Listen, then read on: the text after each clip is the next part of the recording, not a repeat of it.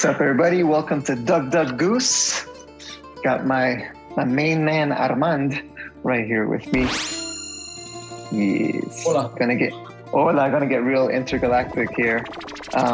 It's a planet. So exactly. I mean, how's your quarantine doing? How's it going? Staying at home? It's good. It's cool. Everybody, the way I look at it is people going through hell, man. And people like us, we have nothing to complain about. I don't care who we are, we're DJs, and we have a blessed life. And everybody's going through it, man. And we have no reason to have a complaint or to feel any type of down or anything, and that's it. So for me, I just I'm staying in like a neutral, relatively positive area. I don't think it's right for me to feel a selfish thought right. I just feel right. Yeah. So, I feel you. Exactly. So knowing you a long time now, I know you're an aficionado of fine foods. And we've had many meals together, and then I know you know how to spot a good meal. And now we're all at home, so we're all kind of cooking for ourselves. So I know we were talking about doing a little segment where we share some recipes. You gotta cook, right? You gotta cook something. I mean, you gotta eat. You gotta cook. You gotta eat. Exactly. Someone's gotta cook if you gotta eat. Put the sauce on it. So one of the things I've enjoyed with getting down in the kitchen is my mom's been sharing some of her recipes with me. You know, my mom is from Morocco, so some of those Moroccan recipes have become my go-tos, and it's been fun to like figure out how to get those recipes right, because then it helps me feel like home. So the one recipe that I've been excited about is a beet salad. There's a lot of salads. And all these salads, they just have a ton of cumin. Cumin is insanely good for your health. So in the Egyptian book of living, they talk about black cumin. It's basically it's called black seed oil. Okay. And it's literally a cure-all. All of that part of the world, we're onto something with cumin. Cumin is no joke. The way this recipe goes down is pretty simple. You take 3 or 4 beets. You don't peel the skin off at first. You boil the beets for 45 minutes. So you just chop off like the extra branches or whatever, put them in boiling water for 45 minutes. When it's done boiling, and you'll see when it's done boiling, it actually, they sort of absorb a lot of the water too. Then you can just peel off the skin. It comes off like nothing. Like you take a knife and just kind of just barely graze the knife off the beet. Skin comes off, and then you can run the beets under some cold water, because the salad is meant to be served cold, and it's just been boiling for all this time. Bring it colder, dice up the beets, throw in some grapeseed oil or canola oil, one of those kinds of oils, like 3 tablespoons of canola oil, a little bit of red wine vinegar, like maybe 2 tablespoons of red wine vinegar. Chop up some raw onion. Throw that in there. And I think there's something like when you put chopped up raw onion with the vinegar, there's something good that happens with that too. Chop up some parsley, throw in a hell of a lot of cumin, salt and pepper, toss it up, and that's it. That's the beet salad served cold. It's good. It's just simple flavors, but the beet being kind of sweet, that with the cumin and the onion, it's nice. If you want to get a little extra with it, you can throw in either little bits of goat cheese or little bits of feta cheese, break up some walnuts or some sunflower seeds, some sort of seed or nut, some sort of cheese that, nice. Takes it to another level. Sure.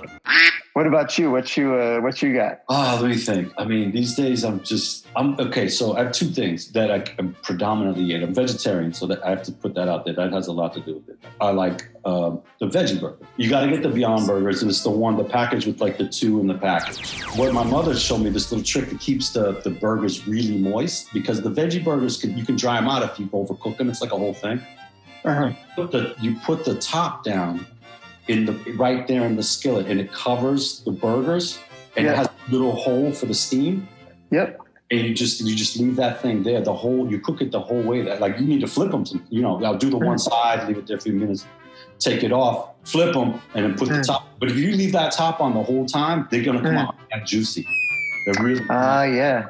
So that's a little trick my mother showed me. By the way, I'm anti-microwave, so I don't have a microwave. Yep. I'm a toaster fanatic.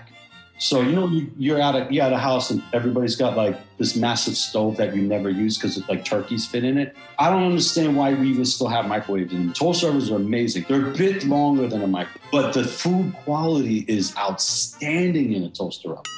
So I don't understand why there's still microwaves. I'm with you, man. Yeah, we'll leave it at that. And then basically I put the buns in there, come out, put the cheese kind of at the very end in the toaster oven. It melts nice. I put them on the buns. I don't put them on the burgers because it's a little hard to clock it sometimes with the burgers. Put the cheese on.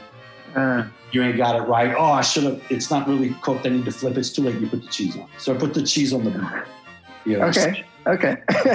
And then here's the thing. So the sauce is key in burgers. And then I do a mix. So there's this brand out there called Sir Kensington. It's not a big deal. Probably everybody knows it. Whole Foods sells it. But they make really good non-corn syrup style ketchups, and their mayonnaises are on point. And so I basically just squirt their ketchup onto the burger, about half of it, and a scoop like some mayonnaise on it. And when I smush down the buns with the cheese on and the burger, bump, it's like it's all there. Now you can get creative. Sometimes I get a little crazy. I'll add like a sliced tomato, or I'll put some sprouts on it, or some avocado. You can get all wild, or some sauteed mushrooms and onions. You can get all crazy. My basic go-to, quickie in and out, is just the cheese, the burger, and the little bit of Sir Kensington's ketchup, little Sir Kensington's mayo. Boom, and it's a wrap. And it's you put the sauce on it. I dig it.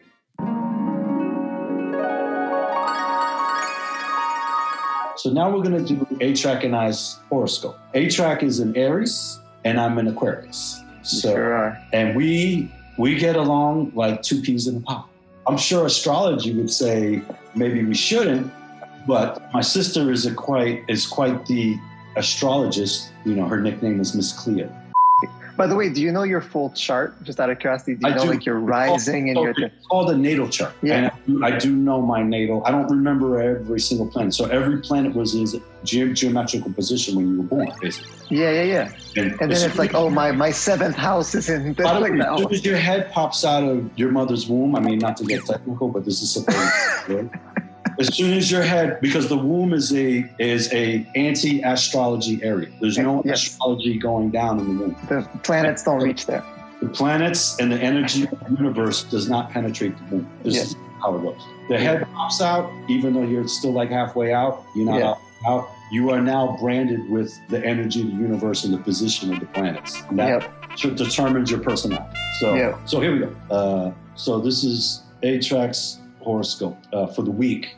Especially in times like these, it can be easy to imagine that real power only takes on violent forms. That real strength is necessarily brutal, uncaring, and hard. But this week, remind yourself that things can be different. Your own strength, which is so vital and energized right now, can be combative, but it can also be constructive. You can lift your voice in anger, and you can lift it up in solidarity. Sometimes it's violence that changes the world and builds the future, but sometimes instead, it's bold and blazing love. You get the best horoscopes, my friend. That's pretty good.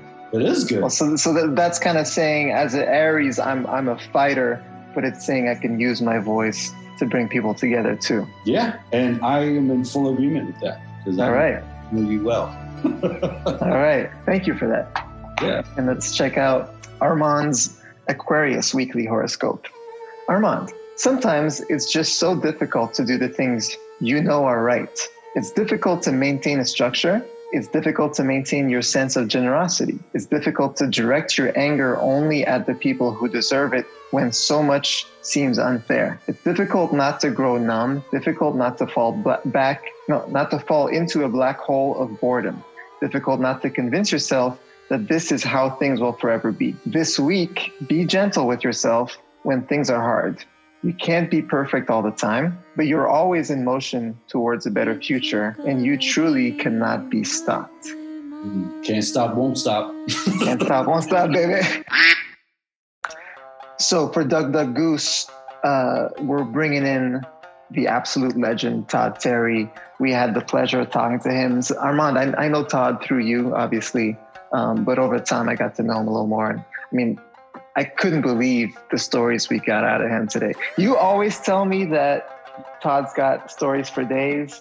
And in fact, I think this might be the first time that we've actually done the full hang of the three of us properly.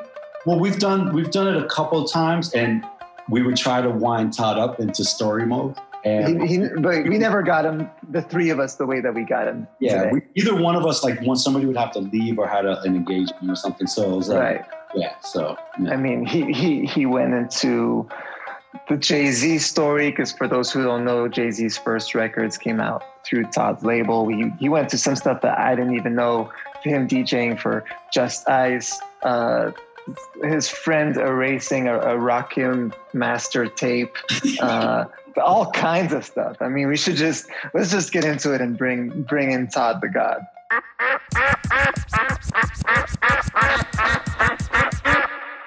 Well, Todd, welcome to Duck Duck Goose. Thanks for doing this with us. Duck Duck Goose. Yeah. Yep.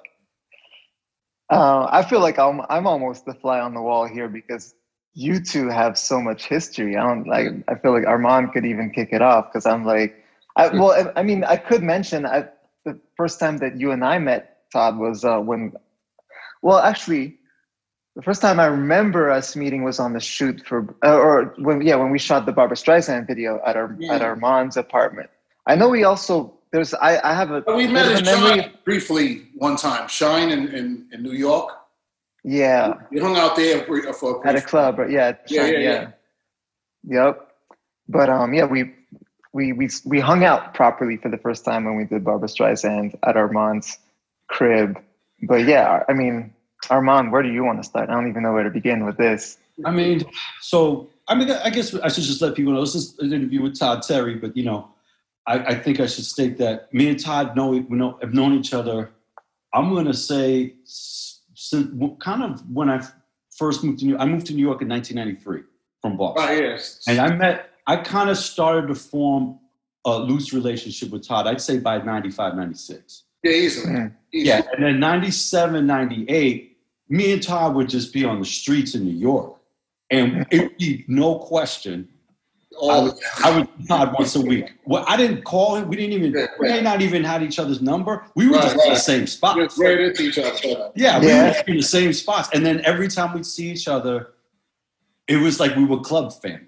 We were like, and Todd would be like, yo, let me get you a drink. I was like, oh, man, I got you next time. We just... It just... It was that vibe. It was that vibe. I mean, we was at all the clubs. All the clubs. Like, we just... So you guys... We used to go, where you going next? Yo, where you going next? Yeah, over here. And I was like, oh, yeah, I'll meet you over there. I'm going to hang out here for a little while, Yeah. Right. Me and Todd were the only people that, honestly, like, me and Todd were in the house music scene. We had, at that point, been quite successful. We care less about being in our own scene. Yeah. Right. Hip-hop clubs, period. We was in more like Derek Corley's clubs. And Black Diamonds and all that stuff. So we would run into places where we go, yo, what are you doing here? Oh, yeah, we're going over here. We was in the house scene, but I think we was more in the hip hop scene in a weird way. Like we just didn't, we were hanging out in the hip hop. Hanging out, yeah. We just didn't want to be at the house clubs. For me and Todd have a hip hop background. So I think we're burnt. Like being in a house club for us, I'm assuming, Todd, this is a question for you, is did it feel like work? Like in a sense of when I did sometimes when I was in a house club, I felt like, I'm at work right now. Yeah. No, my problem with house clubs was every time, I walk in the club, I'm hanging out, I'm having a drink. I would get, I don't know, it was like the same dude all the time. He would come up to me and go, yo, man, what's that record playing? And I was like, yo, I'm not a fucking dictionary, dude. What's the matter with you? It seemed like it was the same guy all the time. Yeah. Yo, bro, how you doing, man? What's that conga right there? Like, get the fuck out of here, son. Like, I don't know what conga that is. Like, it used to bug me out. But that's why I always hung out in the different clubs, Yeah. Out of there. So I see what you're saying, work. Yeah, it was just a little annoying. Yeah, it was. I think what it was is we just didn't want to feel like we kind of had a multi-dimensional thing going. Right. It's like we just to do a house every day, then go out to a house club at night. It's like it's over. You know what I'm saying? Right. We do like 10 hours in the studio, with this 909, and then Right. go to hear more 909. It's like 909. it's like I wanted Pharrell and Timbaland all night. Yeah. 909s. So, Yeah. Literally, that's all I wanted to hear. Too much cowbell. yeah. More cowbell. I mean, all three of us have that thing of having one foot in hip hop and one foot in house, right? Like, I think that's something that we have in common. But Armand, if you met Todd around 95, 96, Armand, you already had, I mean, Witch Doctor, you already had a couple records out before that, right? Yeah. Okay. Well, Pizarro, real quick, Gladius Pizarro is the one who told me about Armand. I got this kid that he's coming up with these really dope records, blah, blah, blah, stuff like that. And we was just like, right away, we played Armand's records because they just seemed to work. Because Armand hit those kind of weird sounds and stuff like that. You got to realize that made it funky. He had those he had all those warped and weird sounds. You know, it matched with all the England weird shit like Warp Records and Joey Belgium. Yep, it was that side of it. You know, it's like I didn't always want to play the moody chord side. I wasn't a deep house lover. You know, I play the chord progression and make those type of records, but I like banged out shit. Like, you know, I like it to bang a little bit. So, you know, Armand had the bang records, you know, with the warp. Still does. Well, let me say real quick, everything that I have done, and we got to move off me, is you are my number one person I tried to emulate when I first had musical equipment. You are like... Thank you, brother. Thank you. It was different people before you. But when you came out with Royal House in 1988, I literally was like, whatever this guy is doing, I'm going to copy and figure this thing out. And I would do that. The thing that was the most important change I felt on a music production level that you did with Can You Party and Party People. Party People, right? Well, I'm going to tell you that story. Go ahead, finish reading. Yeah. We're going to get to that. Yeah. Well, anyway, so basically was the way Todd uses snares. It was like a Latin freestyle snare thing. Yeah, freestyle. Yep. It was like, and it was a combination of like this freestyle snare, like Latin snare thing that nobody in Chicago or New York had even thought of. And it changed. It wasn't from that world. How was he supposed to know that? You know? Yeah. But anyway, so go ahead. So I'm going to do, if it's okay, actually I want to do one question. Yeah, go for it. Like, I think this is the one, because we can't talk about us anymore. Hold on one second, because this one, it's right, and we're right where we need to be with it. Right. Okay, yeah, can you give us a background on your hip-hop and freestyle productions? You know, basically like Sleep and Bag, Fresh Records, Mantronics, Giggles, Coro, EPMD, Just Ice, that thing. Like, can you give us, like, what was the rundown? How did you meet these people? How did you even get involved with all this? All right, well, I come from more the hip-hop funk thing. That's how I started. I started is cutting up break beats, you know, Toys in the Attic, and Ain't We Funky Now, John Davis, I Can't Stop, you know, Daisy Lady. I come from that world of just cutting up beats and breaks, because that's where my neighborhood, my big DJ was Larry D in my neighborhood. I used to go to his basement all the time to learn how to cut records back and forth. So I come from that world, and I got into hip hop. I tried to make my own group. We wanted to be like Run DMC. Like that's where I come from, that whole world there. And I used to go in the studio, Power Play Studios, and that's how I met, you know, Rakim and all of them, Spider D, KRS-One. Like we all came from kind of the same studio, the same world, you know. And from that world, I couldn't get a record deal.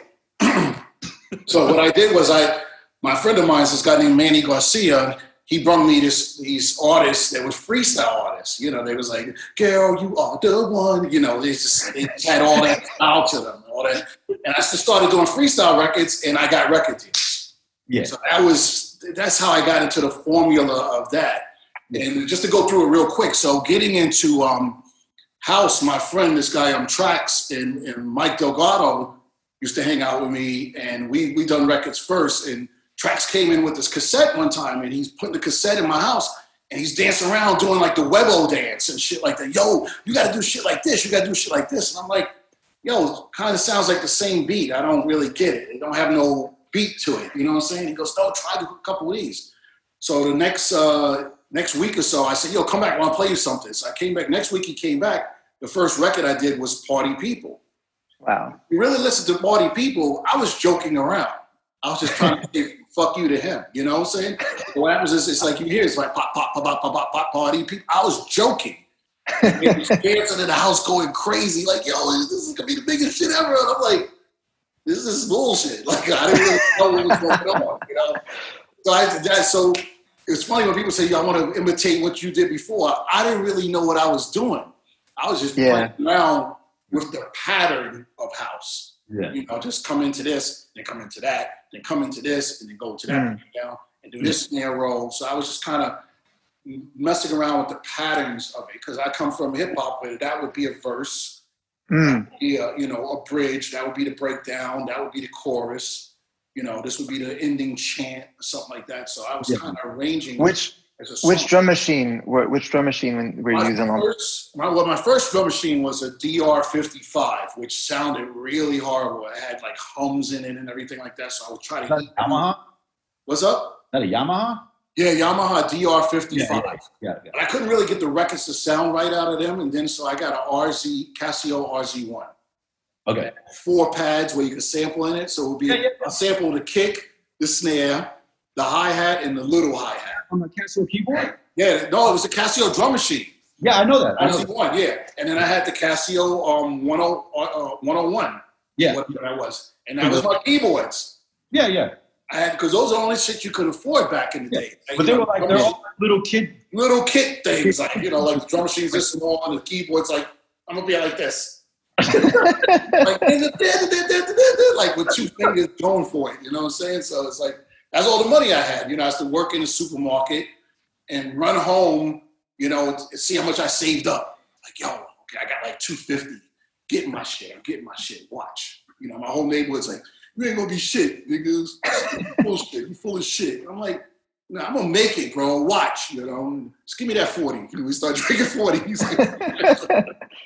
But that was that life, you know. It's just the whole street thing, you know. I was That's where I come from. So the swagger is just like a different way that people may see it. You know, everybody see it now as all black and crazy like that. And we had black, white, Filipino, Spanish, all types of peoples in our neighborhood. So we just had a hood thing going on. It was just that was our way of life. You know, we didn't discriminate against anybody. You know, we just was having fun. Yeah, that's crazy. Yeah, the story. So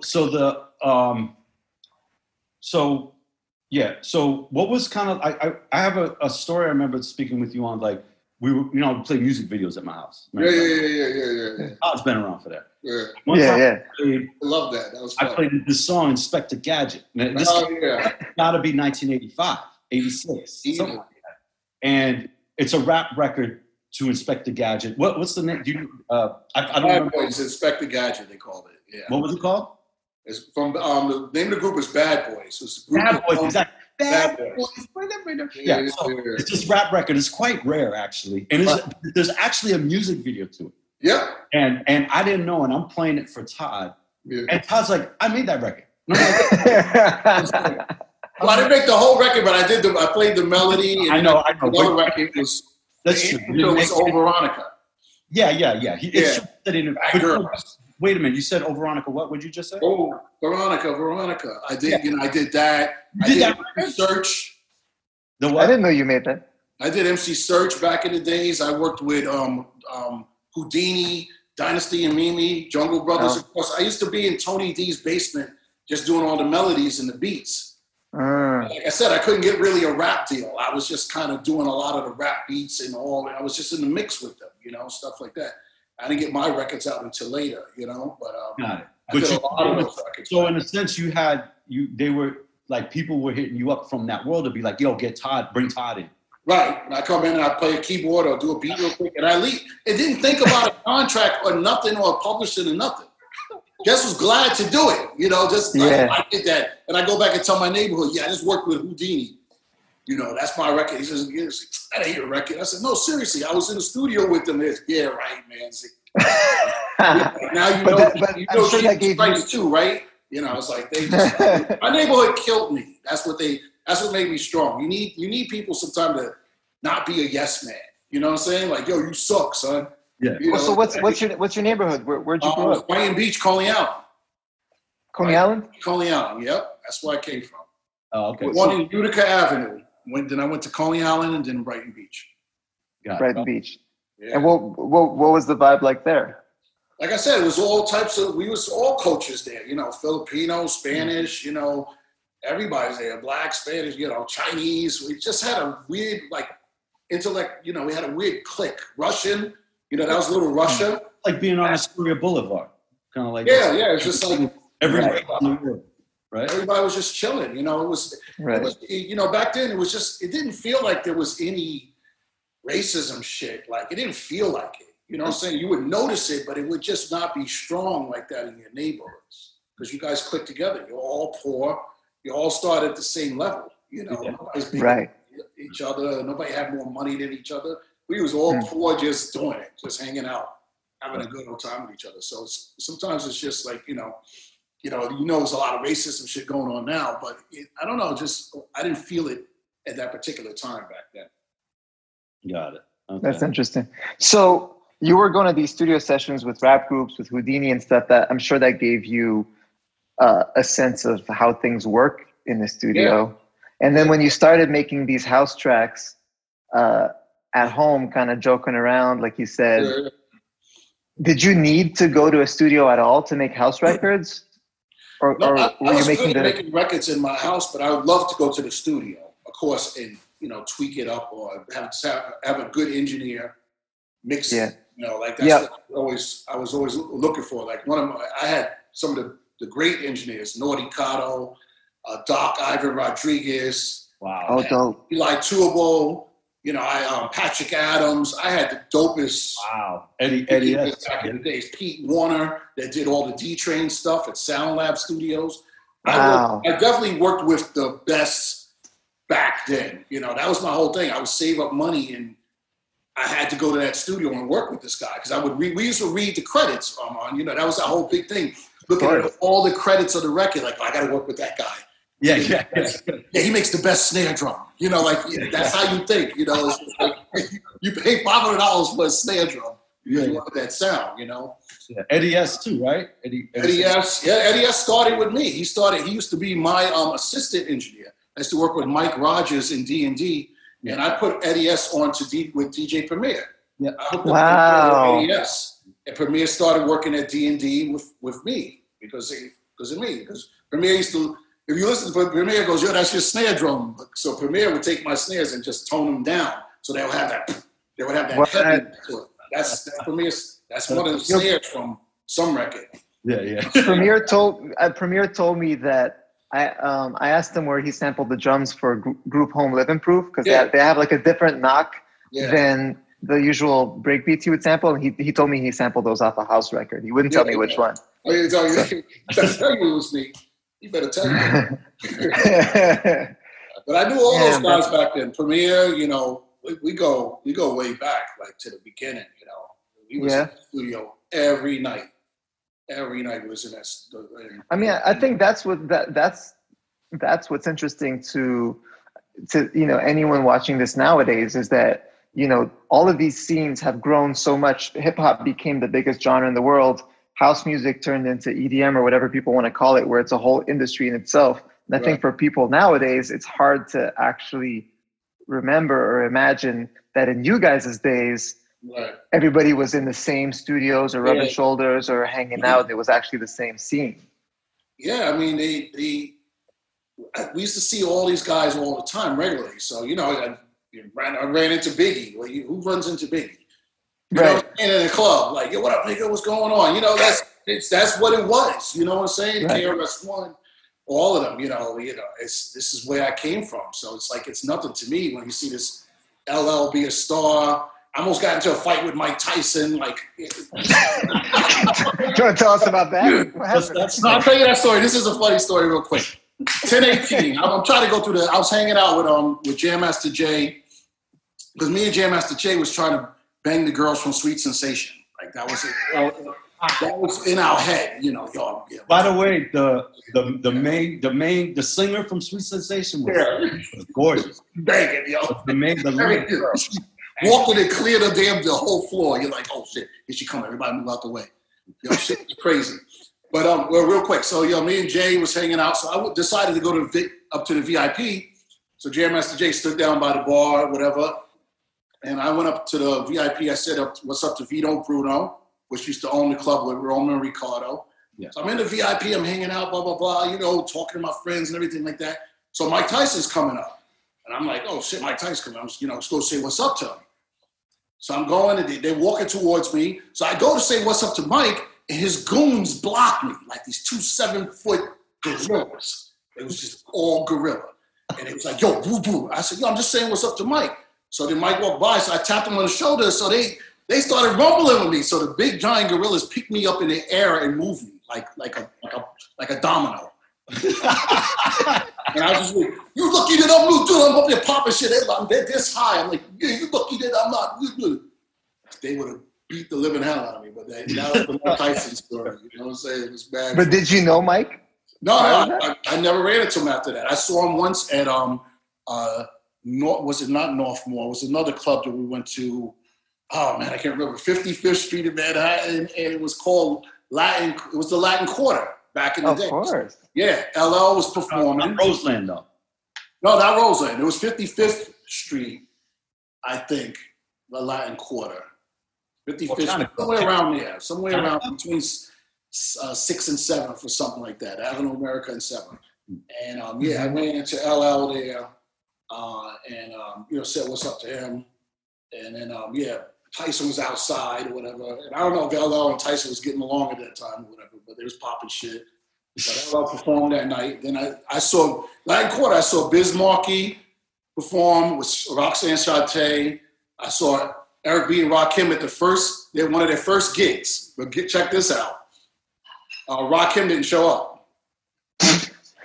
So one of Eric B.'s boys was rapping, whatever, saying the rhymes. And yeah, that's not Rakim. I came in the door, said it before. And he sounded really goofy with it. I never let them all, I never time no more. And it sounded really doofy. We was like, yo, that's not him.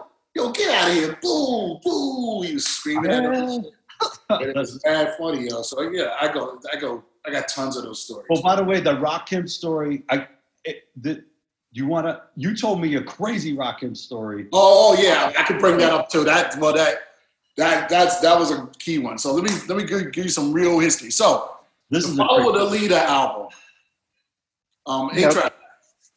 Remember the Follow the Leader album? For sure. All right. You remember how that album sounded? It didn't sound as good as their other work? Yeah.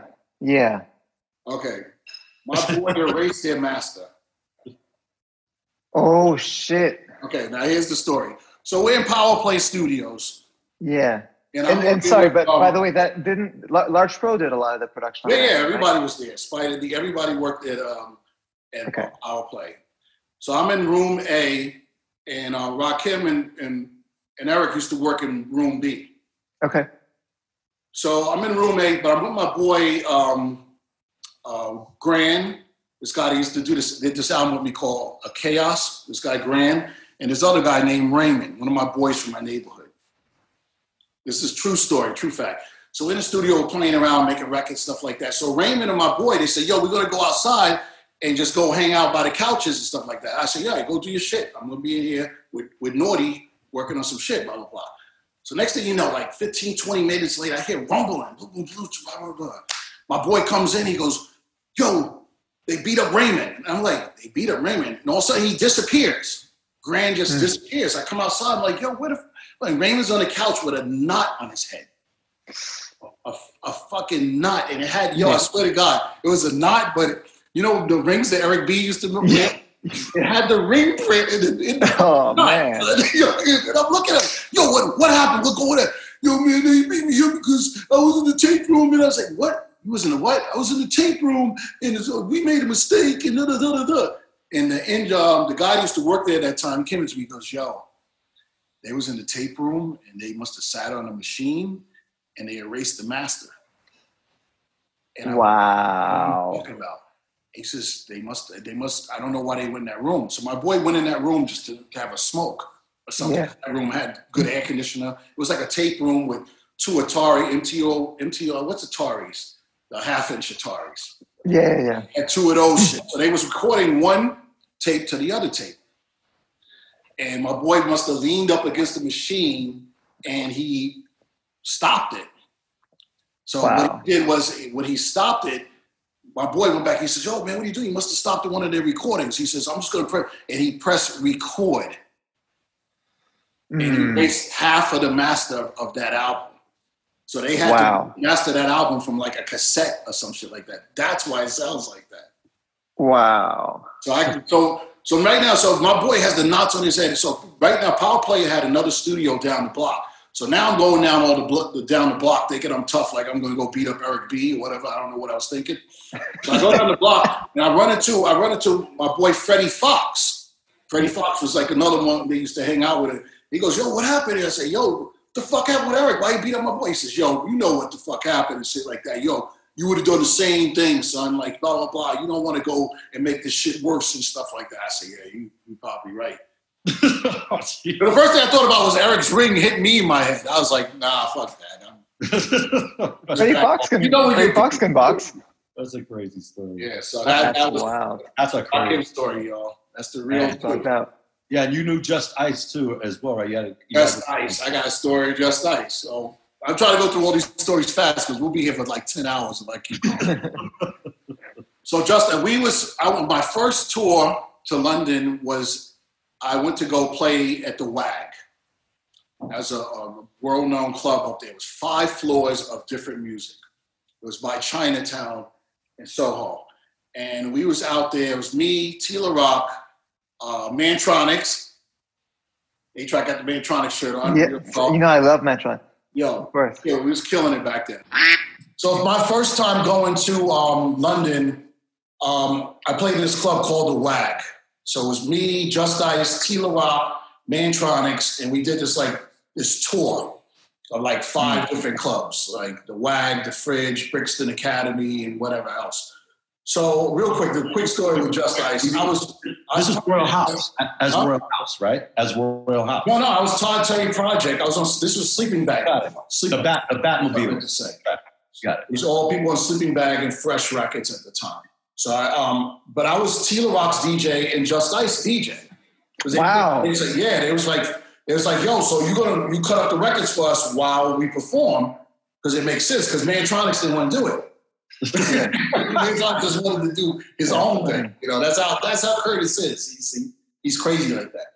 So we're walking in the club, and mind you, the WAG had this staircase, like the small staircase to get up. All the London flats have these small staircase to get up to the stairs. Mm-hmm. So I'm walking up with Just Ice, and Just Ice is walking first, and we're coming up the stairs, and there was some dude standing there. Some dude told Just Ice, "Yo, you need to watch where you're going." Okay.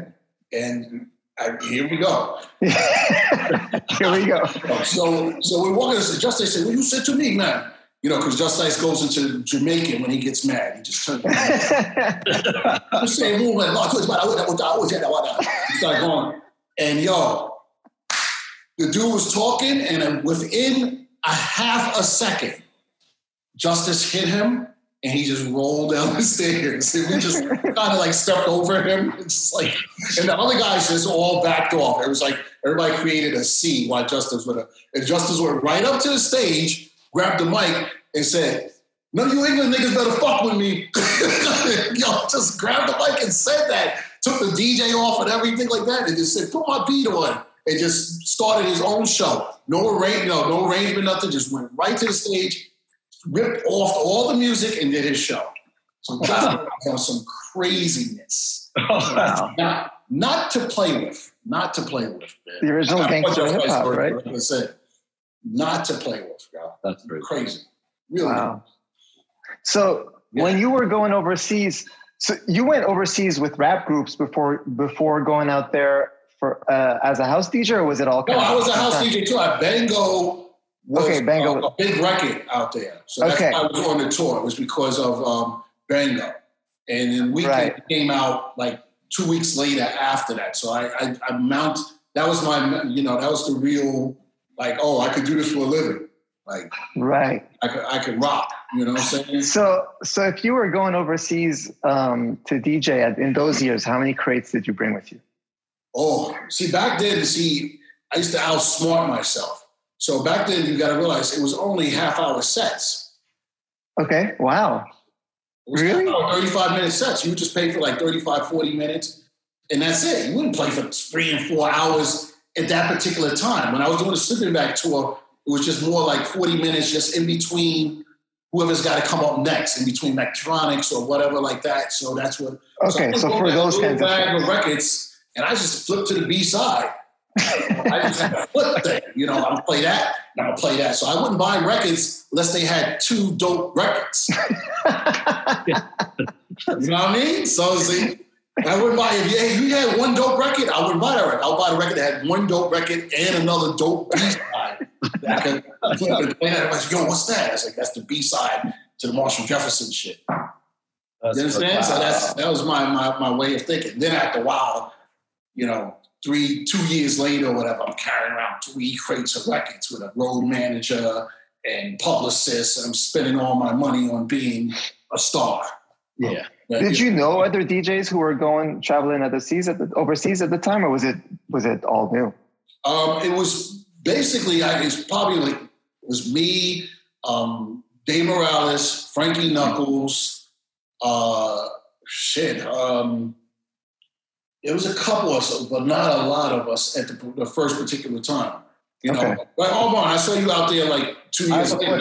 You would tell people after that rap tour when you were just being booked as Todd Terry as the DJ, like, and they wanted the 2-3 hour set from Todd Terry, that first kind of area. Like an example with me, when I told, let's say, like, I would go home to like my grandmother's house and be with aunts and uncles, and they'd be like, they're like, how you been? I was like, oh, I just got back from Germany. They're like, why were you in Germany? I was like, I was DJing, and then they go, why do you have to DJ in Germany? Don't they have their own DJs? And I'm like, yeah. I'm like, they do, but they want me as like a special DJ because of my music. And they want me, they're like, I don't get it. They're like, they pay you for that? And I'm like, yeah, they pay. And they're like, well, where do you stay? Like, they put you in a hotel? I'm like, actually, they fly me business class. They're like, they're freaking out now at this point. Yeah. Was that the same for you? Like, when you first started? Like, it's like... Dude, I was in coach for a long time. I thought about business class because I was looking at the budget of what... I realized my budgets to start back then was $2,500. Yeah. Was it something crazy when you came home and explained that to somebody? You're like, I just came back from the UK. They're like, because they wanted me to DJ. When you first told somebody that, was it weird or was it? I told my sister. My sister's like, oh, really? So you go out there, blah, blah, blah. She goes, so why don't see you hanging out with Whitney Houston? And I was like, no, because I'm doing a different type of music. I'm doing like the house dance music. But don't get me wrong. My sister was up on funk and soul because she put me up on Roy Ayers and Quincy Jones. She's the one that used to be blasting shit out of her room. She's the one that put me up on that. And I found out about James Brown and stuff like that. So we definitely used to kick it with the funk and soul thing. But when when stuff started to really pop, she always wanted me to be a pop star and sing with Whitney Houston. I told her I can't sing. Like, what are you talking about? You should do a duet with her. You can sing. I taught you how to sing. I said, Rhonda, I know how to sing 2 church records. Like, what are you talking about? Like, I can't sing with Whitney Houston. Like, that's craziness, bro. That's fine. Yeah, it was funny to her. She couldn't really figure it out. She says, they need to pay you more. And I was like, they give me $3,000. That's a lot of money. Back then, that's like a lot of money. She was like, oh, you need to get like $35,000 and be hanging out with me. Well, people should know, too, that you eventually ended up being, I know this for a fact, because Todd ended up being the highest paid DJ on earth. Yes, I did invent that. I definitely did invent that. His nickname, Todd is God. Basically, people need to know this because I was around in this era and it was all truth. Like Todd was just destroying it. He couldn't do a bad record. It was just like Todd. Look at this way. This is something that all DJs need to know. This, especially in dance music, is that, I mean, even in rap music, in any DJ, all DJs should know this. Todd is like almost like a Julius Irving, or like something where he took the craft and maximized it for the benefit of the artists. You see what I'm saying? Right. So Todd was like, used leverage at a slow rate, but Todd was very business savvy, and people need to know this. And he took $3,500 and turned it to $35,000 right in 3 years' time. You see what I'm saying? It's very important that so I came along, all these people, and we're getting like, basically Todd did all the work in the beginning to get to get everybody to get. No, that's true. I definitely thought of what I figured out one day, and I figured this out from Ministry of Sound. They was cutting deals for me to do 5 dates or something like that. It was me, Lynn Cosgrove, and I sat down with her, and I had like a little notebook, and I added it up for her. I said, look, you got 3,600 people coming in here. Wow. And you want to pay me, at that time they wanted to pay me $5,000 or whatever like that. It's 3,600 people. It was at 40 pounds. Yeah. You know, so I started doing the numbers, and I wrote down the numbers. I said, wait a minute, you paying me $5,000, but you guys are making like 60, blah, blah, blah. I said, I want like half that. She was like, what are you saying? I said, yo, I want at least $20,000 a gig. You're making all this money because I'm playing here. Yeah. If I don't play here, you don't get the 3,600 people night. And she was like, well, I don't know if you want to bring that up with James. I said, I'm definitely bringing it up to James. Let's go there right now. So she was scared to approach him because he was like all high mafia England shit. You know, I hate all that mafia shit. So I walked in there and said, yo, you got to pay me more for this shit. Like I did 60 gigs for you at $5,000. That's not going to happen no more. These shits are going up to $20,000. He was like, oh, what do you think? We making all this type of money? And I showed him the numbers. He goes, oh, so, you know, now you expect to. I said, dude, you know, we cut a deal like this, so I'm not doing it no more. So that's actually 2 weeks. And he says, so what's sorry? 15. Yeah. Okay. So that's one of the things I wanted to ask you though, is how did you learn about the business? Because you were mentioning earlier that you were, you know, early on, you were in studio sessions, doing stuff uncredited, not getting publishing. Did you figure it out for yourself along the way, or was there someone that was kind of a mentor for that? Or? Yeah, the guy that was the mentor for that was my lawyer at the time. His name was Alan Skeena. I know Skeena. Yeah, remember Alan Skeena, right? So I got offered a publishing deal with Jive Records. Okay. And it was for like $250,000. At that time, I was ecstatic about it and stuff like that. And I went in to tell him about it and explain to him and all that. And he goes, and I started explaining to him what I was getting for records and stuff like that. He goes, what are you doing? And I was like, well, they gave me $500 for this record. And then I got another $4,000 and I brought my Mercedes. And I'm explaining to him all this hood shit the way I was thinking. He was like, you're going to stop what you're doing. They're going to set you up the right way. And he started explaining to me, publishing 120, 100% to 125%. I was like, what? He says, you lost money. You're supposed to get $30,000 for that record. And I was like, what are you talking about? And I didn't really get it. So he explained to me in piece by piece by piece. And when he broke that down to me, then I was mad because now these motherfuckers jerked me. So now I wanted to go back and beat the shit out of like all Easy Street and all these record labels. I was angry. I said, yo, you jerked me, man. You're supposed to give me this and everything. So I changed the whole game after that. Like now I wanted more money and I was going to get more money because now I understood the business. Like I was doing it for fun, man. I just wanted to bring money home to my mom's. Say, yo, here, Mom, here's $500. My mom to look at me like I was in some regular knucklehead. You know what I'm saying? So that's in family. You just try to please family. Sometimes, you know, you just like, Mom, I'm doing it for you, Mom. We're gonna buy a house. We're gonna be all right, Mom. You know, it's the biggest. You know, we're gonna get out of this house. You know, like this no more. We're gonna have what we need. So that's how I was looking at it. You know, but I learned a lot fast. Yeah.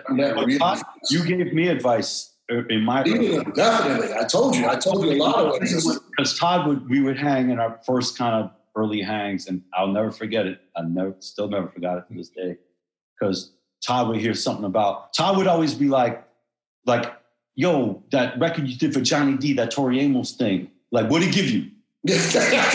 like 10 grand. He's like, man, you got done. He's like, no, Todd would all, so me and Todd had that kind of relationship. And something like, Todd would ask me something else. He's like, yo, and I was like, well, I got this. He's like, yo, take the money and run, man. Take it all up front. It's like, so I'll never forget that. Todd was like, get as much as you can in one big shot, because waiting for somebody to pay you like, oh, when you're going to get 2/3 in a year from now. He's like, Todd's like, don't, just get everything now. I don't know, but then you took it to the next level. So I'm reasonable. Yeah. I'm not reasonable. Yo, so I would get like 15 or 20 for a mix. Armand would go in for 60 and then get right near it. And I'm like, how'd you do that? I just asked for it. Like, how'd you do that? Yeah, but I learned the craft I learned from you. In terms of the concept of the leverage aspect and this way, it was really simple. You had a hot record in the streets. Todd was there. I was there. Yeah. If you had a hot record in the streets, then the remix train would get wound up. Yeah. And you would just say something crazy. You started something crazy. And then all of a sudden, the reply back then it was still on the phone. They'd be like, okay.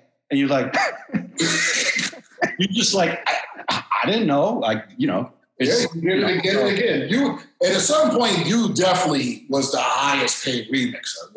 I'm talking Morales. I think Morales is always going to be. Morales was close, but you was like right on the top because you had such hot shit that they I know they must have went back and went, damn, really? 50 grand? Well, there was one time I turned down 100 for a guy in Germany. Really? Yeah, I was like, you know what? I don't really like the song. What? I know. They're calling right now. I'm not making it up. But this ain't about me. So let's get back. That's funny. But just on this point though, my favorite thing with Armand is like, if I'm like at a record store and they have like the dollar bin hip hop section where there's like just random rap singles from the 90s. I love finding like some bad boy single and have an Armand remix on the B side and be like, I didn't know Armand did this. Like, right. I'm sure that Armand, you might even forget some of the remixes you did. By the way, and that's the thing. And I'm sure Todd's done a slew of remix. I'm sure me and Todd can both vouch for somebody coming up to us or showing us a record and we're like, wait a minute, I did that record? Right? It has, right?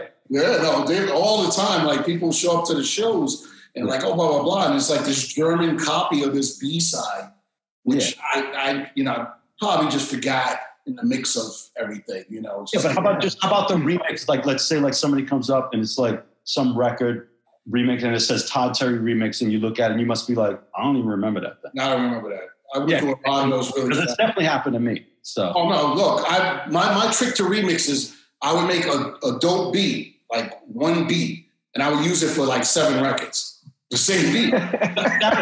No, it's true. It's true fact. Let's go through it. If you really think about it, Bango, Candy Party, all those records are the same beat. I know that. Yeah. You're known for the same thing. Take a good beat and rock it, because if it's going to work, it's going to keep on working. Well, you know what that is? That's very West Indian. It's very Jamaican. It's like it's like a rhythm. Yeah. It's the rhythm. Like you found the rhythm. It's the rhythm that people. Yeah, we got 6 months of that rhythm. So that's crazy. But Todd, you're saying that as if you were sort of cheating, but that became a signature, right? Like you're known for your beats. People wanted to have your beats. Yeah, exactly. Look how many. The Missing record. I use that beat because that's all they wanted to. I used to get calls from the A&R guy. They're like, "Well, we want something that's like, something that has a little S's." I said, "You want Missing, right?" He goes, "Yeah." And I'm like, all right, man. I tell my engineer, Bill Klatt, I go, just pull up the same snare drum. Number 65, and then use number 12 for this. And that's what they get used to that. They hear it on the radio and they want the same thing, pay the same amount of money. Yeah. That's just the way it is. It's just they fall in, that's why I hate A&Rs. I don't like A&R people. It's like, I don't need you to tell me to make my hi-hat tighter. I don't need you. Yeah. If you're hiring me, you should hire me for my expertise in this particular field. Whether it comes out fucked up or not, roll with it. Sometimes making something a little fucked up is a style. Yeah, for sure. That's a choice. Yeah, is like you gotta roll with it. Sometimes you gotta make it become new. I think we're stuck like hip hop right now. I think we're stuck in the 808 world. Like we can't even get out of it. Like it's very strange to me after hearing Nas to Biggie to LL to Method Man. Wu-Tang. It's like it's Wu-Tang. I want Wu-Tang drums tomorrow. Like tomorrow back. I need the boom back. By the way, Todd, you are speaking my religion. I've literally said this probably since 2010. I've literally been like, we got the 808 retro 808. I got it. We all got it. Yeah. Ready for Premier drums again. Please. I mean, the thing, although guys, I could play you. There's records that are in that style. It's just that you might not hear them in a car riding down the street, or you might not hear. But there are people out there. Yeah. But they need more radio. They need some more. They need to be out there a little bit more. Yeah, I mean, we've both been speaking to everybody. I mean, it's funny because me and Todd are kind of we grew up with the 808 with Planet Rock. So of course, already for us, 808 has come back 3 times, let's say. And the first time, but this third time is like I was after when Luke Skywalker was doing the 808, I was way done with the 808. Like I was like, I'm good. Because the Rakim, like the SP 1200 sound, 86, just it shut down the 808. Nobody used 808 anymore except for Luke. And Luke never stopped using the 808. And then Jermaine Dupri started using it again, like the 90s. Sure. And then all of a sudden, 808 was back. And I was like, how are we here? I'm like, and it was fine. It sounded good again. But then we're like 15 years into retro 808. Man, they got to find a different drummers. Yeah. So Todd, but one question about your beats though, like when you said that you had those drum beats that you used on a lot of records, were you like sharing some of your drum beats with like drum loops? Were you sharing that with some of the homies? Like, would you pass an actual disc to? I mean, the only person that I would pass disc to was Kenny Dope Gonzalez. I wouldn't. Yeah, I feel like Kenny told me a story that he told me that you gave him a disc. Oh yeah. We was tight with each other because that was it. I always stayed in a small clique. Like I like 10 people. That's it. You don't need no more. A-trak, you don't need 30 dudes to go on the stage with you and stuff like that. No, it's like 5 at a time. I keep a very small clique for my life, rest of my life. This is the only motherfuckers I need. I don't need nobody else. Like this is us 10 together. We can make the world right, but right. And so it's like me, Kenny, and Louie, like we always kept it tight when it came to sounds and keyboard progressions. And we talked about equipment. I really wouldn't leak out my beats and snares and drums to everybody because then they would have a bunch of my sounding records out there. I want my records to have my sound on it. So I couldn't really do that. I mean, with collabos and stuff now, it's probably a different little story. It's just a different age out there now. But back in the days, hell no, nobody's getting my SP 1200 disc. That disc is worth $1 million. It's $1 million disc, if you really shit. Yeah. You know what I mean? So actually, should we get into the Chicago story, Armand, that I know you wanted to bring up? So when you did Royal House, obviously, like you said earlier in the interview, that in a sense, you weren't necessarily a quote unquote house head or like, right. You were just kind of like, somebody played you house and you were like, I got that. And right. Like you said, in a sense, it was I didn't sample it. Exactly.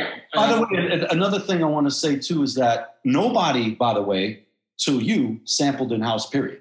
Like you brought sampling into house, if you really think about it. Really nobody, everybody else was still doing what house is supposed to be, was quite serious music, you know, based in church lyrics and whatnot. And it was, or just jacking house. But the jacking house, the only sampling they would do would be with the voice. Like, you know, like that. Yeah, that was they never used sampled. The records. Still have a 909 there, like a Casio or something, or you know what I'm saying? And it would be, they would still be just using MIDI and no, but not on like an SP1200 or emulator or anything. Todd really was the first, when I think about it, would actually, when he did Royal House, he was sampling house, like a hip hop. I was imitating it. Remember, like I said, when my boy brought the cassette there, I just imitated it. I didn't really care who made it or whatever. I just took parts that I like and made the records. Yeah. So like you talk about Chicago, when I found out who I jacked and stuff like that, I felt bad. I was like, oh shit. I was like, this motherfucker's gonna kill me now. Like, it's like I started to understand it because I started to understand publishing and like, now you stole somebody's song, you didn't give them nothing for it. Well, this was pre-Briz Marquee when you did. Yeah, Briz Marquee was one of the first to get shunned for sampling. Well, that changed sampling, but up to that point, sampling was free game. So you were just doing what everybody's doing in hip hop. Oh hell yeah! I was just going for it. You know, I didn't care. I didn't think about, you know. But then, you know, what opened my eyes is I got jacked. You know, like with Rob Bass, you know, and stuff like that. Everybody started jacking me. So now it's a different story. I jacked them. Everybody jacked me, and now I'm sitting there going, "Oh shit! I should have got all that publishing from all that shit." I have to start thinking now. And so my Jew brain came up because Alan Skeeter used to always say, you need to have a Jew brain. Real talk. You know, I keep a Jew lawyer and a Jew accountant with me for the rest of my life. That's just the way it is. Because if you don't follow that path, you're out of business. I don't care who you are. I don't care.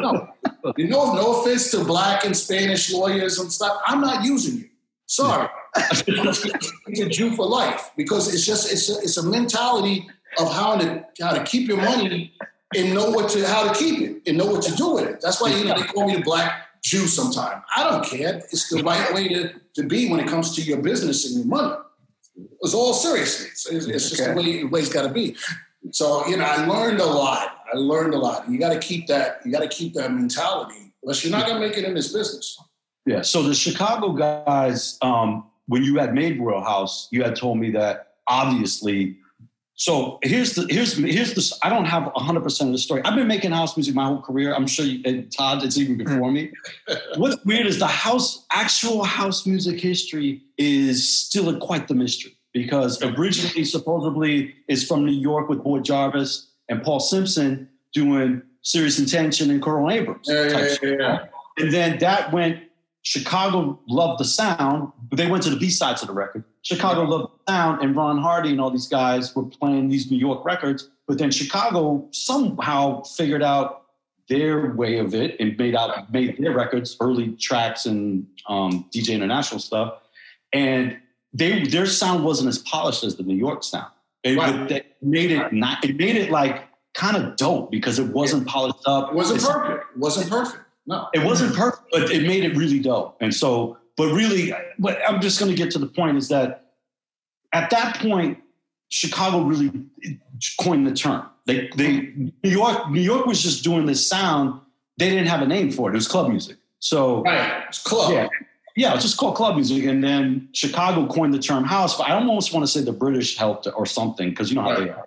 But then it blew up. But then what happened at the time in New York, I feel like there really wasn't anybody making house music because Chicago owned it. So really, I would want to say you in 88, when you did Party People, like you said, almost as like a joke to your friend, single-handedly brought brought now a new branch into house music where it was called New York City House. You get right? Correct? Yeah. It was like Kenny Dope started to make house, then Joey Beltram and Bobby Condors and Pal Joey and Louis Vega and just, all the Wayne Gardner, there really wasn't I'm not 100% right, but I feel like there really wasn't anybody really making house in New York until you made Roadhouse. Correct? I think that I got lucky with the era of it, and then the other thing that I got lucky with was the money of it. I was able to make these records because I had the money to do it. Yeah. You understand? So I was getting paid. Then I would go right back in the studio. I wasn't paying bills or anything. I would just take that $3,000 and go make a record and make 10 grand off of that. And I would just build up. So I had probably more money to promote and do more than everybody else at that time to make the era explode, and then you gotta realize I was doing crazy shit. So like the radio guy on the radio station, I used to wait outside the radio station for him. Yeah. Tell him, yo, you need to play my shit.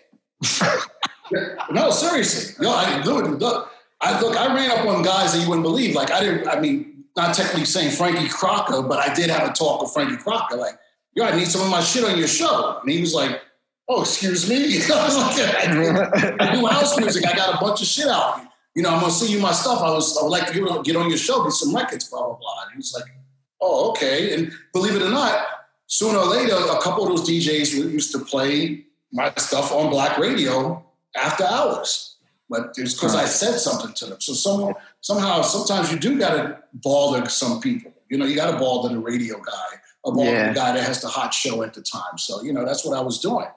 I definitely was, I'm not going to say I was gangstering it at the time, but I kind of was in a weird way to get my shit played. That was the other. Yeah, thinking about that too. If anything, to finish up, maybe we should just do the Jay-Z stories. It's, we've heard about it. So what's the story there? All right, so the Jay-Z story. All right, here we go. I used to own this label, Freeze Records, with Will Sokoloff. He used to own Sleeping Bag Records with Juggy Gales and Ron Resnick. And we decided to do this Freeze label. I was doing a lot of other labels at the time. I was working with Strictly Rhythm. I had Illegal Records. I had,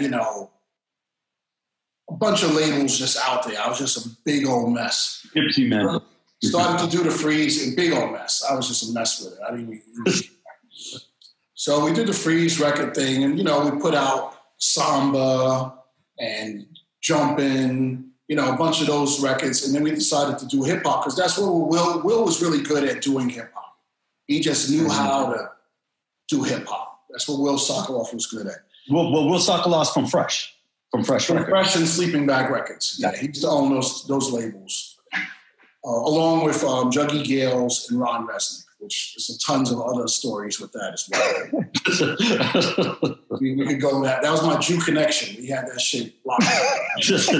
We understood each other. That's why they liked me. They was like, you get us. And I said, yeah, I get you. We want this money. Like, we want this money. We want to own everything. That's how it's got to be. That's how it's going to be. That's business. Anyway, so we started doing hip hop. We started putting out some hip hop tracks. We put out Frankie Cutlass, Puerto Rico.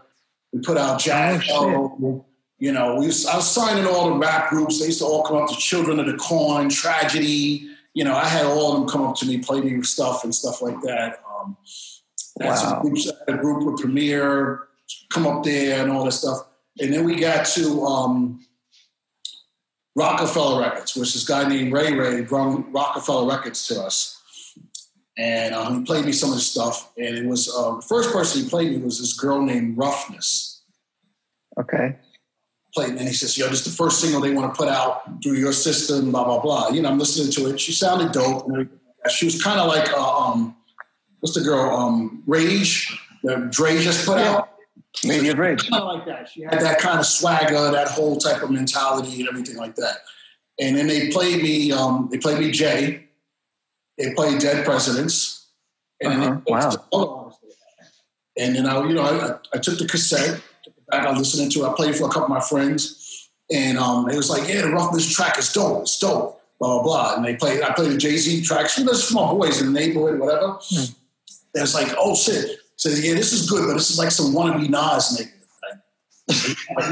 Wow. And I was like, man, it's kind of dope. Like, you don't think I like what he's saying and shit. He says, yeah, man. Because everybody was Nas. That was it. The whole block was Nas. That was it.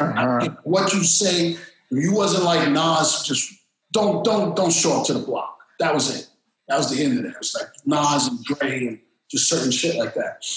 And I went back to the label and I said, I spoke to them and I was just like, look, I think that we should put the J record out first. I think it has more potential to just get right in the pocket of getting, some radio play on late night radio and stuff like that. And, all Flex and all these guys can play this shit real quick. It has that flavor. It fits right in with the Nas and Large Professor and everything that's going on at the particular time. And this would have, like, Jay didn't have any other record deal yet, right? No. It was just him and Dame and Mo with Rockefeller. But what about was Payday after Freeze, the Payday releases that he did? Payday, I don't remember the Payday. Payday put out In My Lifetime, the single. Maybe they put that out. That's strange. I don't know if they put that out first or that was after. I don't know. Okay. Must have been before. But famously, no bigger labels would sign them. No one would give them. No, they look like my boy said. He was called a Nas wannabe. Right. That's what came up. Oh, another nigga that sounds like Nas. That was the lingo. That's what they were saying. Okay. And, you got to realize there was tons of dudes that sounded like that. Of course, yeah. Okay, you DJ from back then, so you know what it was. Yeah. Okay. So we was pushing it, and we just got this deal with Priority Records. What was the exact record called with Jay? Dead Presidents. Oh, you're talking about which record you talking about? Dead Presidents. Oh, you're talking about Dead Presidents. Sorry. Yeah, Dead Presidents was the first one we put out through Freeze. Yeah. Priority. Priority Records, we had this deal with Priority where they gave us some money and we was going to be a bigger label. We started doing the rap stuff and stuff like that. But at that particular time, we owed Priority more than what we had. Mm-hmm. Just to put that out there, because that's part of the story right there. And I wanted to push the J record. And finally, I got convinced everybody, let's do the J record. And we was distributing on Rockefeller Records. That was the deal, to distribute them. And we had to pay them within 45 and 60 days of whatever we put out. All right, and Jacobson Robertson was the lawyer at that time, so he did some quick paperwork. We got the shit, started getting the shit ready to go. But I feel as though they needed a B-side. I said, look, not for nothing, and nobody's going to give me the credit for this. Let me remind you, nobody's going to give me the credit for this, but if you listen to what I say, it makes sense. I said, for the B-side, you should try something that's more pop. That's what I said. Something that just maybe has a singy hook or something that's just, a little bit different than what's out there, so you could get something that's a little bit different play than what everybody else is getting. Because all you're going to get is late night radio on Dead Presidents. And it was like, oh, yeah, you don't know what you're talking about, blah, blah, blah. Everybody's fussing me out of the shit. Anyway, they came back with Ain't No Nigga. Mm-hmm. That was the B-side to Dead Presidents. Yep. We put the record out. Dead Presidents start getting blasted on radio, blah, blah, blah. I start calling up my radio buddies in Seattle and stuff like that. Ohio. I had like a little bit of a reputation with some of the DJs. Like, oh, what up, Todd? I got this new record. Check this out. Can you play it real quick? I was doing some of the calls myself. Wow, yeah. My key 5 guys, 6 guys, Charles Dixon, certain guys that had little radio shows, they could probably play this to begin their set. So they was just like, oh, yeah, it's kind of, sounds like what's out there. And we can, so they started giving it play. But then some of the DJs flipped it over, was killing Ain't No Nigga because it had the 7 minutes of funk record. Mm-hmm, mm-hmm. Mind you, we didn't clear none of these samples. Mm-hmm. Record came out. All of a sudden, Ain't No Nigga blew up. Out of the box, everything, blah, blah. Now the streets are screaming out Jay-Z, blah, blah, blah. Because Jay, on that record, he had Jazzo. So everybody remember Jazzo from Hawaiian Sophie, and the talk started happening. Oh, yo, the new cat's out. He's working with Jazzo, the talk started going, blah, blah. So Jay started to get loved, and he started hanging with Biggie, and, and the whole thing came into the thing. Then the video came out and blew up, and before we know it, we had 300,000 copies sold. Some shit like that. Close to 300,000, which was certified gold. 250 was gold at the time, at our RIAA at the time, whatever like that. So we surpassed it and stuff like that. And shit started booming, started happening, started getting better and better. So then they brought me, Ray at the time brought me the album. So he's playing the album and had all the dope cuts on it, all the dopes. But I was still like, yo, we don't have the big sell record. We don't have the one that can, you can get radio play with and stuff like that. And I remember Dave was like, you don't know what you fucking talking about. Stick to that house music shit. And I was like, I said, my nigga, what are you talking about? I said, I'm trying to just give you a pop side to it. I said, look, let me tell you something about record business that I learned. It's 5 for them and it's 5 for us. We got to give the 5 for them first. We got to get on radio first. And we can have our street shit. You can drive your fucking car around the block all you want in your neighborhood. But that ain't going to make you fucking money. I'm teaching them. I'm telling them what I'm learning. What I learned in the 5 or 6 years I was in the business making money. I'm trying to teach them. You need a pop record. I don't care who the hell you are. You need a pop record. It needs to be pop you love by demand. So me and Dane used to always go at the fighting because Dane always was a pop shit type of nigga, fuck you, dude. What are you talking about? He couldn't do that with me. You know what I'm saying? So it was always a constant fight because you got to realize in the office at the time, I'm the one who was pulling up in the car with the girls. Mm-hmm. I pulled up first with the Bentley, the 850 BMW, and the bitches in the car. So they was probably mad at my ass. When they say, they always say I had a bad attitude. I remember those days well. Yeah, right? I used to pull up to the club with the Bentley. Not very, that shit. They didn't have that money at that time. I had it. And, I was just, and I was a little cocky and showing off and all that shit and popping shit. My shit didn't stink. So I did everything that everybody else did in this business. Fuck it. Mm-hmm.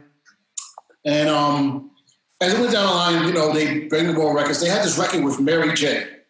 on that album, and they brought the record to me and they're playing me the record. I was like, oh, good, man. So when she sings it over, I said, when she fixes it and sings it over, it'll be good. Right? You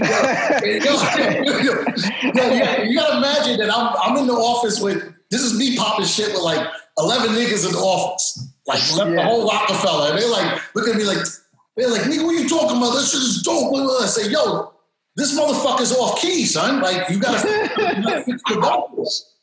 You gotta fix the vocal. I'm not trying to be mean. I'm trying to just help out the situation. And, man, you don't know what you're talking about. So these niggas were just getting in fights with me. They just wanted to get mad at me because I said something, and I'm always popping shit. I said, dude, I'm not against you. I'm just saying that the vocals a little bit off key. You gotta fix it. You ain't fixed shit. You don't know what you're talking about. I said, all right, motherfuckers. Y'all do you. I'm out of this. We'll make work it the way it's got to be worked. And that was Can't Knock the Hustle, right? Yes, Can't Knock the Hustle. Yeah. And today if you listen to the record, it's still on key. I don't care what anybody says. You can get mad at me all you want. It's on key. I'm sorry, whatever.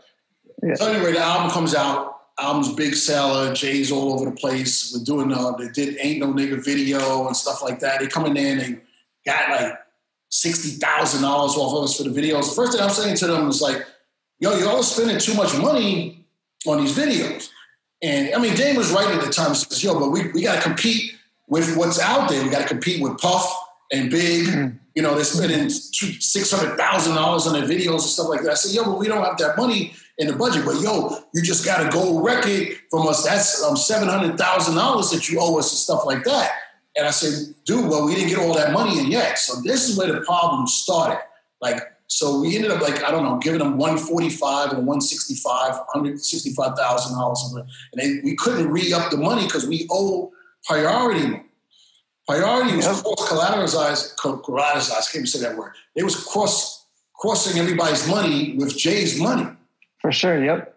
You understand? Because we had a deal through them. And as a label, yeah. So we was trying to just float it through and get them their money. That was my main thing. So every now and then, I was literally at Freeze throwing $40,000 into the account just to keep shit alive. Payroll was $5,000 a week.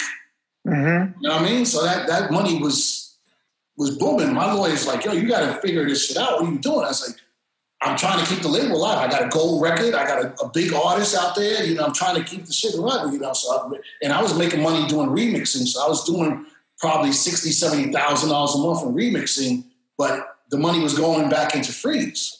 Yep. So Jay's the biggest shit ever. I go to Soul Kitchen. I don't know, remember DJ Frankie? Yes. Soul Kitchen. It was they did it at Spa. Remember that, Armand? We used to go to Soul Kitchen. Yep. And I'm hanging out there, you know, nobody's talking to me because everybody hates me back then. And Dame is hanging out with Russell Simmons. And I'm taking deep breaths and like now I'm like, Russell's up to something. Russell's up to something.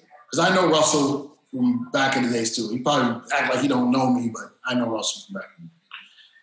And I see them talking, blah, blah, blah. And I see Russell literally, and I'm not imagining things, pull out his motherfucking checkbook. And I think I don't know if they wanted me to really see it, but it's kind of like, 5 days later, they was out of that contract. Yeah. Out of the fucking contract. Couldn't do nothing about it. You know, we didn't pay within the 60 days. The money was owed and stuff like that. And, I mean, long story short, you know, I ran into Dame after the whole shit was over. It was at some club or whatever. Matter of fact, it was in the club that night that Jay stabbed Un. I was there. Yeah, I was like, I saw him do it. And what happened was, you know, Dame was like, yeah, what's up, man? You still robbing niggas? I was like, yo, Dame, I didn't rob you, son. Like, I didn't rob you, you know? I wouldn't rob you, man. If anything, I was trying to get you guys paid much as I could. We was in a tight situation. We explained that to you. We were like, we heard about you. All you do is just rob everybody. And like, I said, dude, I think you should pipe it down, son.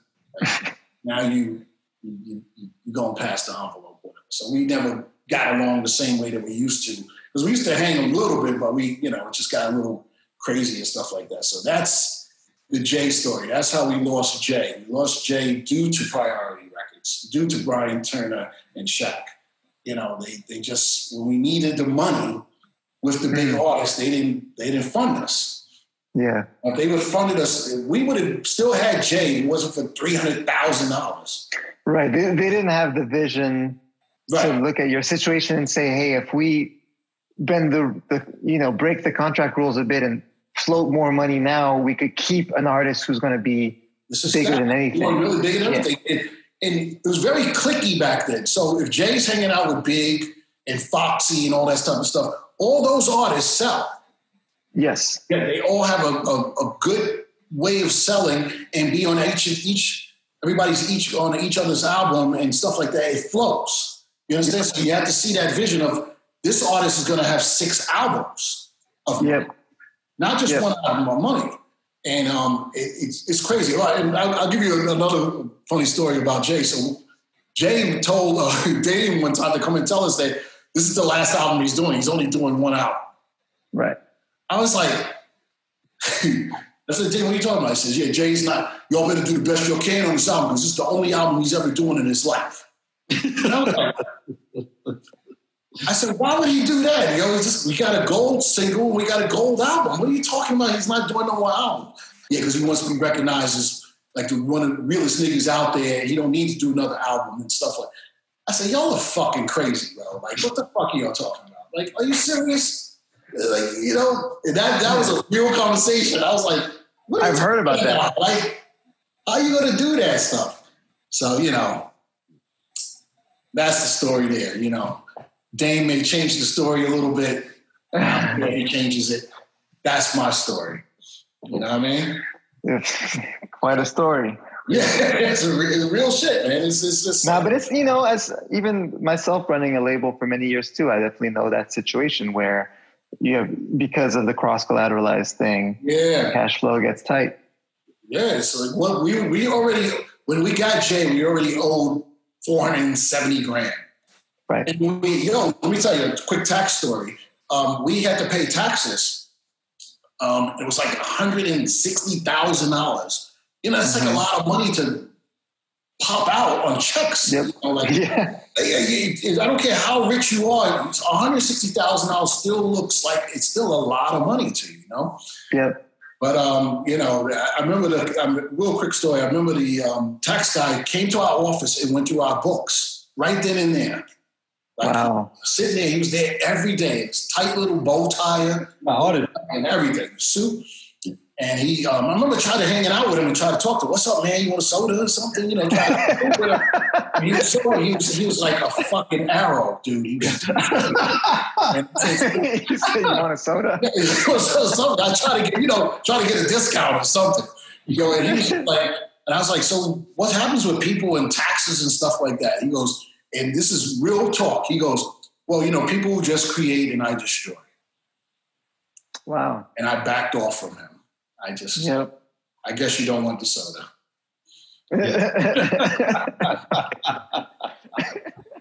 Okay. I'm not trying to get on your nerves. Yeah. Please.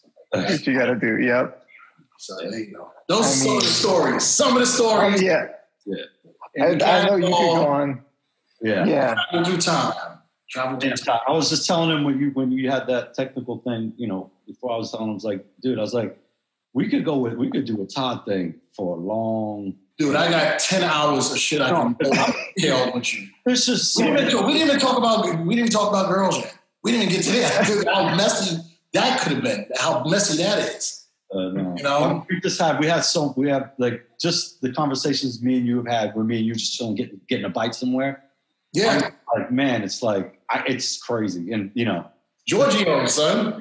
You've had a decorated career is an understatement. I mean, for you to come from the worlds that you've come from, think about it. Like you have your fingers in every pie. Yeah, I did. Every style of music pie. Latin world, everything. Freestyle. Freestyle. He did early, mid 80s rap. I mean, and it's like you did what was that Booming in the Jeep record? Booming in the Jeep with Kenny and everything. Yeah, you did Shaggy. We had Shaggy signed to us. We had Capleton signed to us. Yeah. You had Shaggy signed to you? Yeah. Boombastic was through Freeze. Wow. Signet Records. Yeah. And then then you have this. No, not Boombastic. No, Old Carolina. Sorry. Old Carolina. Okay.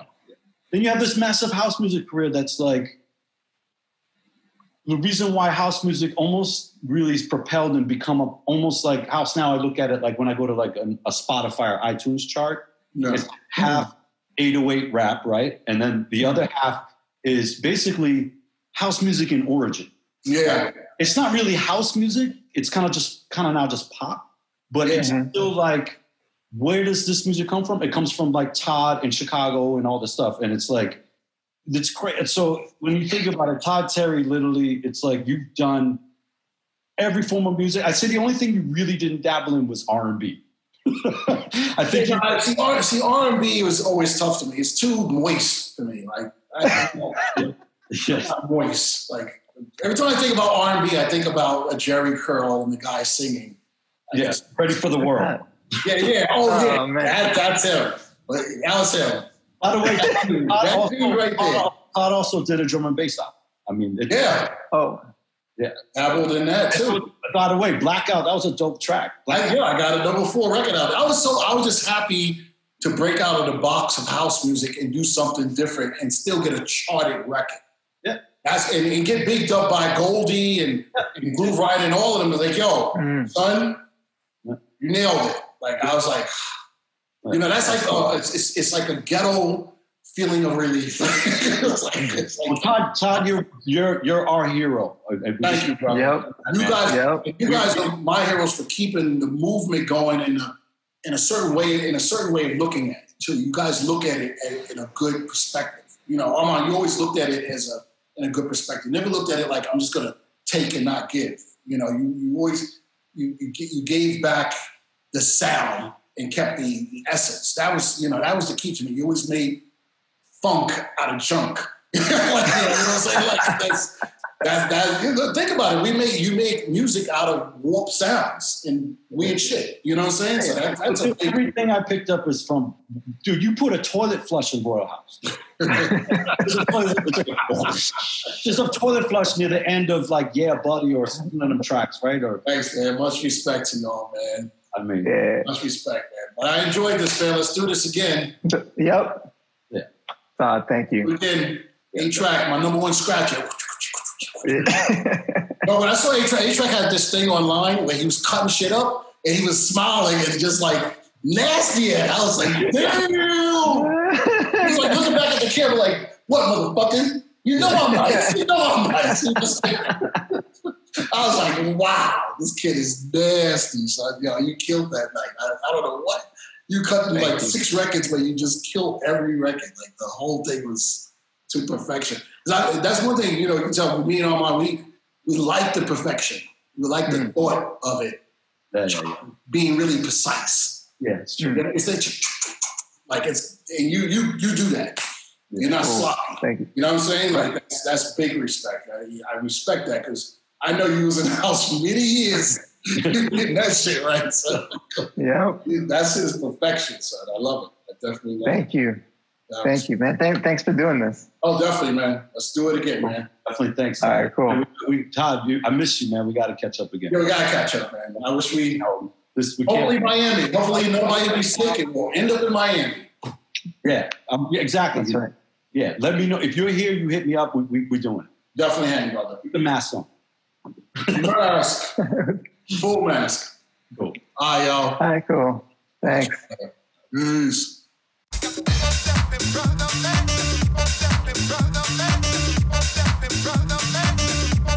Brother,